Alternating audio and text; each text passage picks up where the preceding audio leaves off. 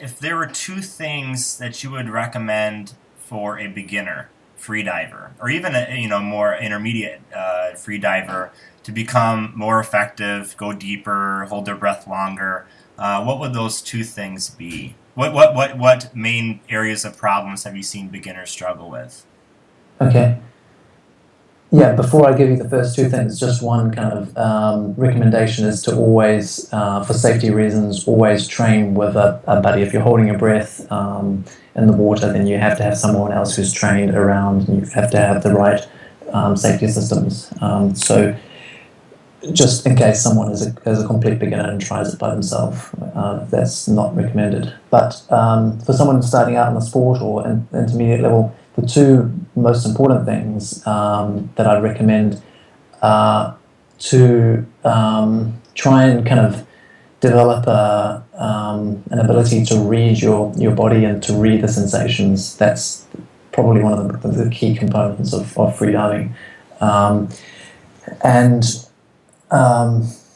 just to be able to interpret those sensations, basically, so that the urge to breathe, or the feeling in your muscles or your lungs or your head, be able to interpret those and know where your limits are, based on those. And this, I mean, there's so many recommendations I give. And probably the second most important one is that you need to kind of befriend the sensation of the urge to breathe. That, as I mentioned before, that urge to breathe isn't a lack of oxygen, it's an increase in CO2. You can have the urge to breathe while you still have completely saturated oxygen in your blood.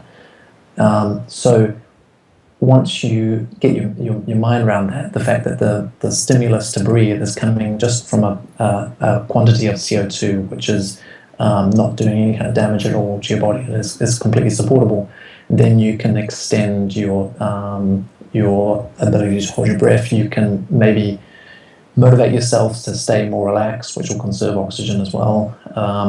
So think of that sensation, that urge to breathe, as a good thing, because it's actually stimulating your body to kick in the dive reflex, to slow your heart rate down and your metabolism down so that you conserve oxygen. So basically befriend that urge to breathe, but also, as I mentioned before, learn to read it, read your body.